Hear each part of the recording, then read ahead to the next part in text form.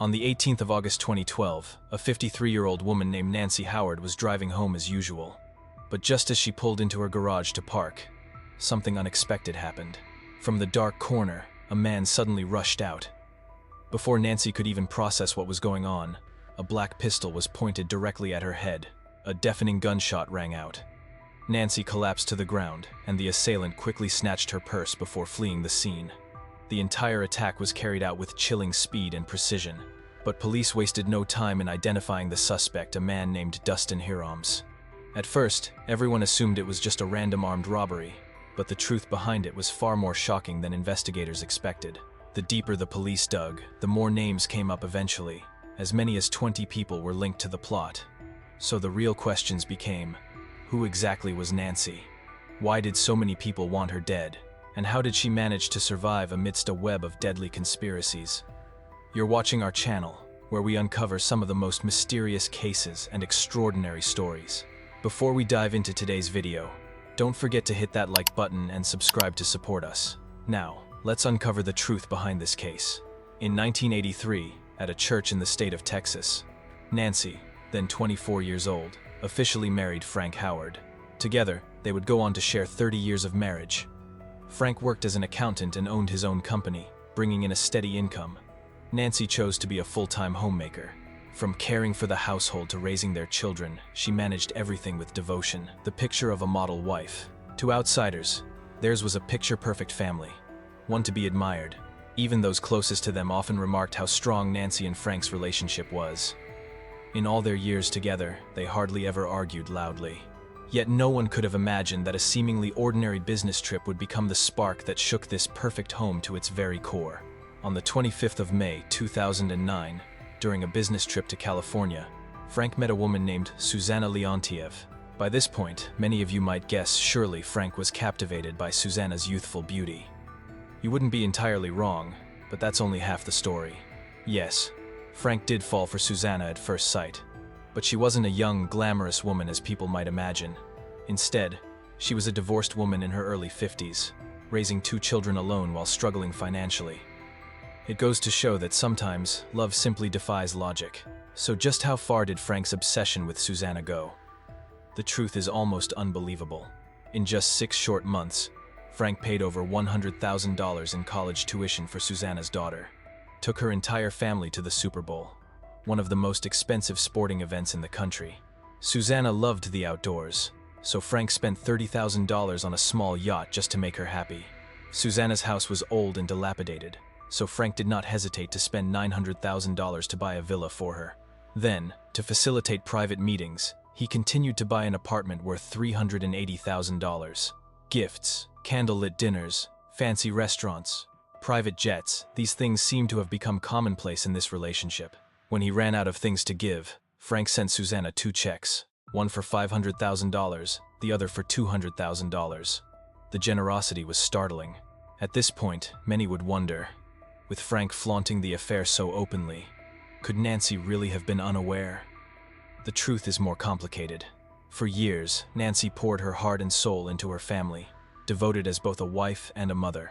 Yet no matter how hard Frank tried to hide it, unusual changes in his behavior were hard to miss for a perceptive woman like Nancy. Around that time, he almost never picked up her calls, and on the rare occasions he came home, he insisted on sleeping in a separate room. The breaking point came when Frank half-jokingly hinted about divorce.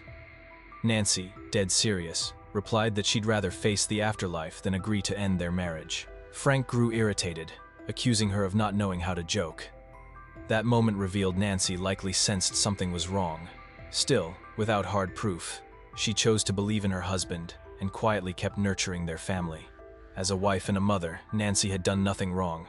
But for Frank, divorce wasn't easy. Leaving her would mean paying an astronomical financial price. After days of wrestling between desire and money, he came to a chilling decision: hire someone to get rid of his wife.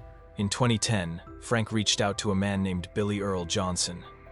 Before diving further, let's take a look at who this man really was.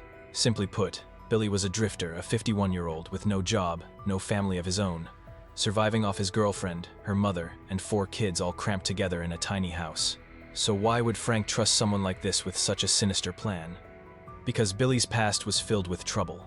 Fights, street racing, heavy drinking, public disturbances, he'd done it all. Over the course of his life, he had spent 14 years behind bars and was once a well-known figure in the local underworld. At first, when Frank brought up the idea of killing someone, Billy's immediate reaction was, "Are you out of your mind?" But the moment Frank mentioned a $60,000 upfront payment, Billy's tune changed instantly. With a grin, he said, "Man, I'm exactly the guy you're looking for." According to Billy, their first meeting was in front of a local store. When he arrived, a gray Lexus was already waiting. As soon as he got in the passenger seat, Frank handed him an envelope stuffed with $60,000 in cash, along with a photo of Nancy. Frank assured him this was just the deposit.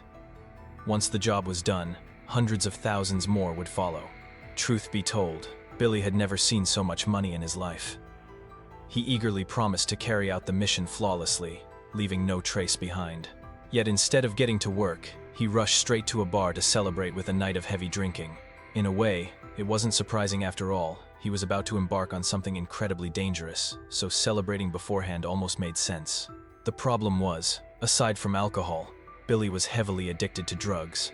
So the second thing he did was buy a large stash and invite all his fellow users for an all-night binge. It goes without saying that such loud, erratic partying quickly drew police attention. Before long, Billy was arrested for possession of a large quantity of illegal substances. The $60,000 he hadn't yet blown was seized as well, since he couldn't prove where it came from. After the initial deposit, Frank had essentially thrown his money away. There's a saying, moving from frugal to extravagant is easy, but going back the other way is almost impossible. Once he was out of jail, Billy found himself restless and uneasy. Having once tasted the thrill of money in his pocket, it was unbearable for him to return to being a drifter with nothing. After mulling it over, Billy decided to reach out to Frank again, hoping to get another cash advance. To be fair, Frank was surprisingly generous as a boss. He understood that hiring a hitman wasn't exactly a simple process.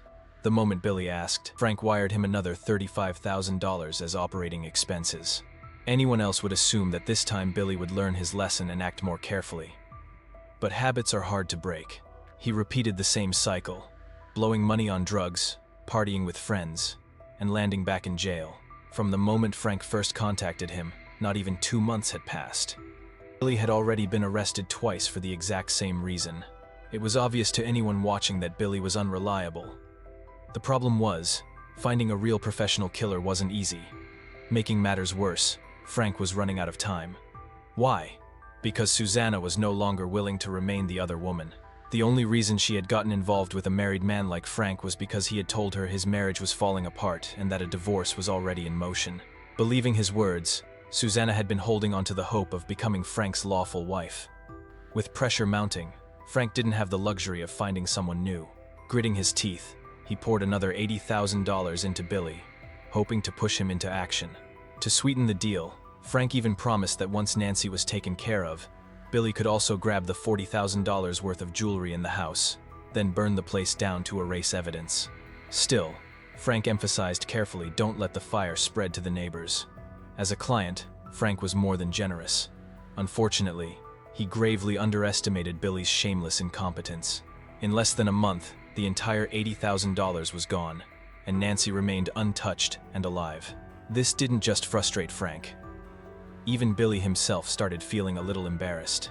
Still, life without money was unbearable, and asking for more cash without showing progress wouldn't be as easy this time around. So this time, Billy switched tactics. Bringing along his close buddy Richard as a supposed assistant, he put on a show of taking the job seriously while, of course, asking for more cash. And he didn't stop there. Billy even drafted a full elimination plan, laying out each step: how to act, how to escape, and even how to deny Frank's involvement if he ever got caught. Frank was impressed by the performance and quickly forked over tens of thousands more. Before leaving, he gave one short command: get it done, now. At this point, you might be wondering, did Billy finally act? The answer, yes, but in a way that looked like he hadn't acted at all. Over the next 6 months, Billy made at least 5 attempts to eliminate Nancy, but each failed at the last minute for ridiculous reasons. Once, his girlfriend forgot something and delayed the plan. Another time, he drank too much the night before and couldn't even open his eyes. At one point, He was even arrested for unrelated trouble and had to post bail before being released. By playing these tricks, Billy kept dragging things out while Frank kept emptying his pockets, losing hundreds of thousands more without seeing any results. Worse, Billy started feeling that getting rich alone wasn't enough, so he thought about bringing family and friends into the scheme too. He told Frank that after serious thought, taking a life wasn't something one person could handle, it required a whole team. So he demanded that Frank pay not only him, but also his girlfriend Stacy and his buddy Richard. The catch? Stacy didn't want cash. She insisted on a bank transfer, but since she didn't have an account of her own, the money had to be wired into her mother's and her child's accounts instead. On top of that, to keep everything secret, Billy even demanded that Frank add an extra 20% to each payment as a so-called hush fee. Over time, Billy's so-called hit squad swelled into a bloated crew of more than a dozen people, from Richard and Stacy to distant cousins, neighbors, even self-proclaimed brothers. Everyone was dragged in as an excuse for Billy to keep asking for more money. By 2012, the total amount Frank had funneled to Billy and his crew was closing in on $3 million. At that point, even if Frank had been blind before, he couldn't deny he'd been conned. But by now he was trapped, there was no way to stop. Billy knew this too, so he changed tactics. Instead of begging for money, he switched to straight-up extortion. Billy threatened that if Frank stopped paying, he would run straight to the police and spill everything about the murder plot against Nancy. Cornered, Frank kept forking over the money, helpless as an entire family lived off his criminal secret. It wasn't until May 2012 that things finally began to shift. That day, Frank met with Billy as usual.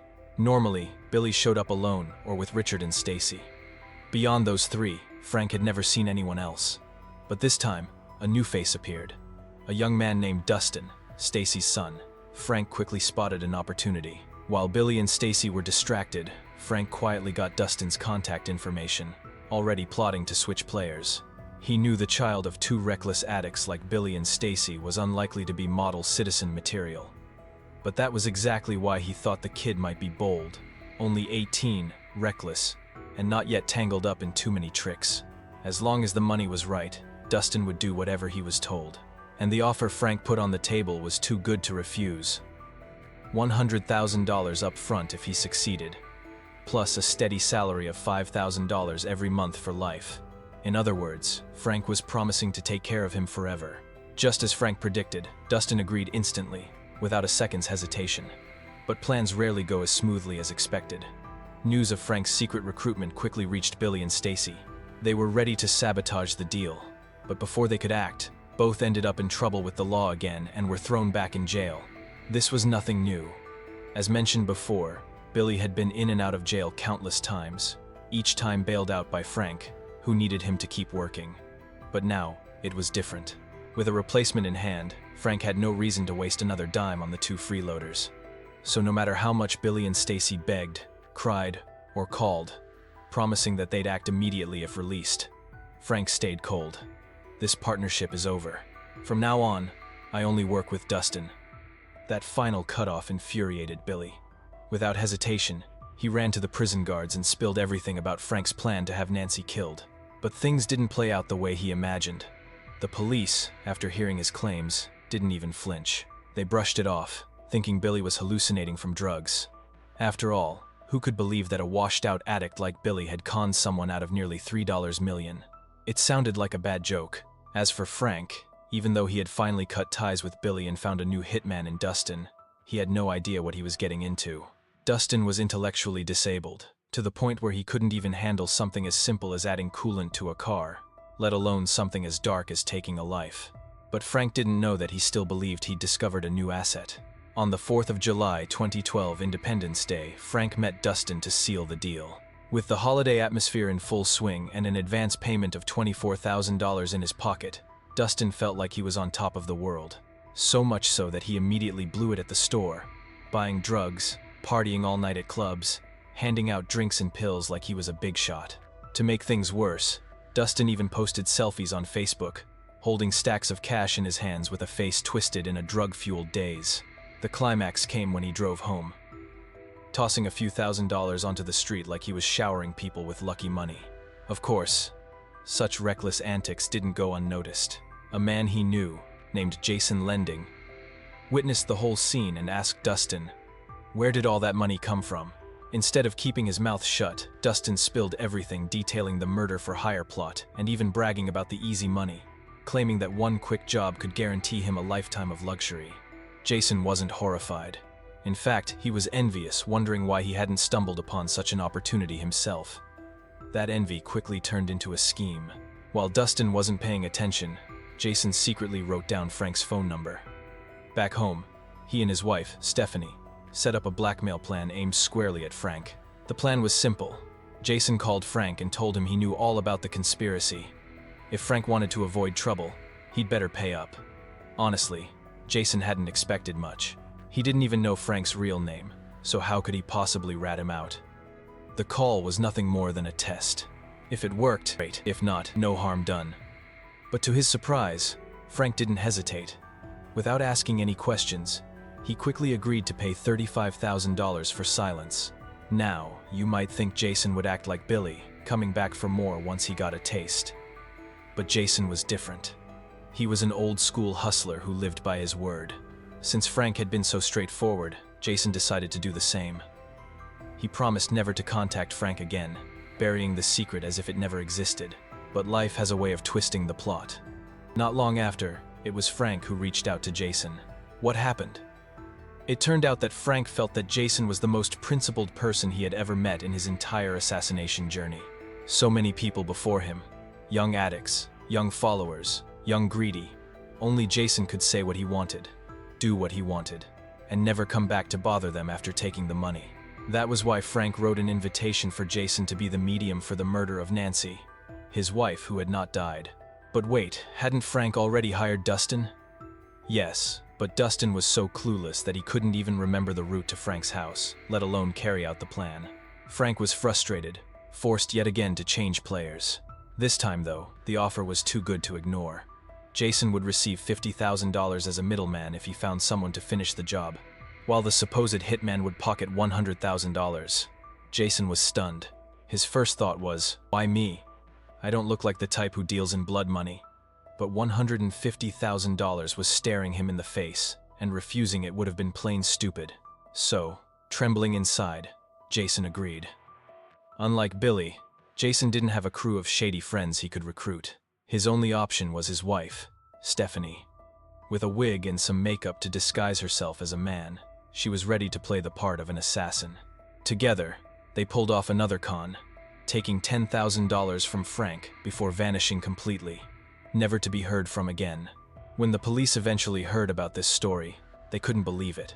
Some even mocked, "Do you guys really expect us to think Frank was that dumb?" Jason and Stephanie replied in unison, "Yes, he was exactly that dumb." Something. After years of chaos, on the 18th of August 2012, the task of taking Nancy's life once again fell to Dustin, the dim-witted kid Frank still thought was the least treacherous of them all. Through all these twists and turns, Frank learned a bitter truth. The so-called killers he kept recruiting were nothing like the ruthless professionals he'd seen in movies. They were either too stupid or too smart, interested only in conning him for cash, with no intention of actually carrying out the crime. And so, out of desperation, Frank decided to hand the job back to Dustin. At the very least, Dustin wasn't cunning, he simply followed orders. And so, the crime scene unfolded. Technically, he carried out the job as instructed. The bullet struck Nancy's temple and passed through, leaving her gravely wounded. But there was a critical flaw. Overwhelmed with panic, Dustin snatched Nancy's purse and fled. What he didn't realize was that Nancy hadn't died. Despite her severe injuries, she managed to crawl back into the house and dial 911 for help. When police and paramedics arrived, Nancy was still conscious and, miraculously, her life was saved. Thanks to her detailed description of the attacker, Dustin was quickly caught. Dustin was far too dim-witted to keep such a secret for long. As a result, Frank's 3-year plan came crashing down. At the time of the shooting, Frank was away on a business trip.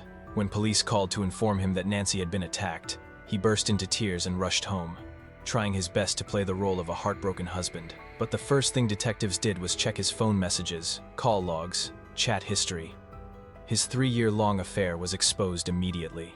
On top of that, Dustin's confession dragged in everyone connected to the plot, including Billy, all of whom were brought in for questioning.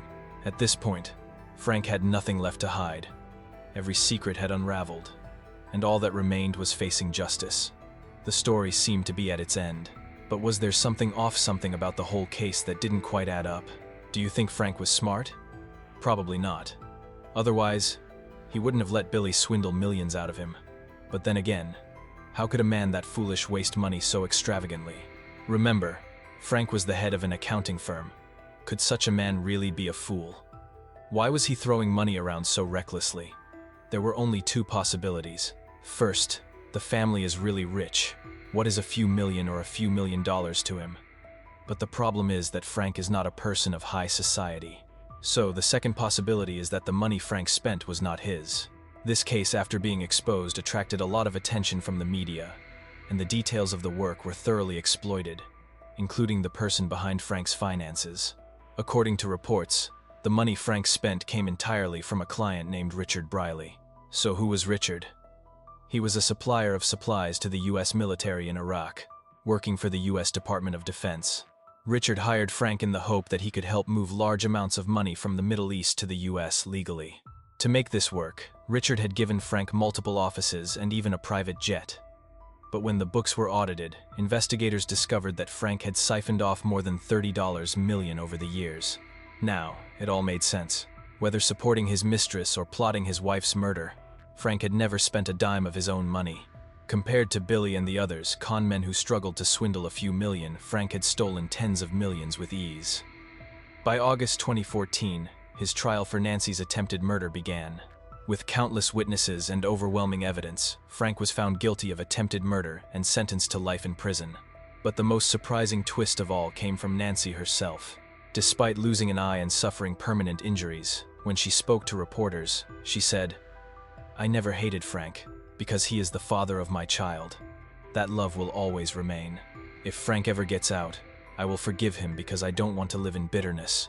Hearing those words, Frank, dressed in prison garb, broke down in tears, speechless. What began as a dark murder plot ended with an almost humanizing note.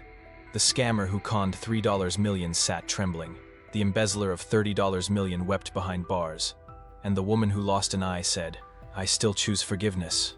As we laugh at the foolishness of wannabe hitmen and shake our heads at a greedy husband, perhaps we should also reflect on a painful truth about marriage. What's built on wedding rings and material comfort can never compare to a sincere apology. The eye Nancy lost became, in a way, a third eye revealing the illusions of this world. When marriage turns into a game of money, love is always the first sacrifice. And so, our story comes to an end. What do you think about this case? Share your thoughts in the comments below. And before you go, don't forget to hit like, subscribe, and turn on the notification bell so you don't miss our next video.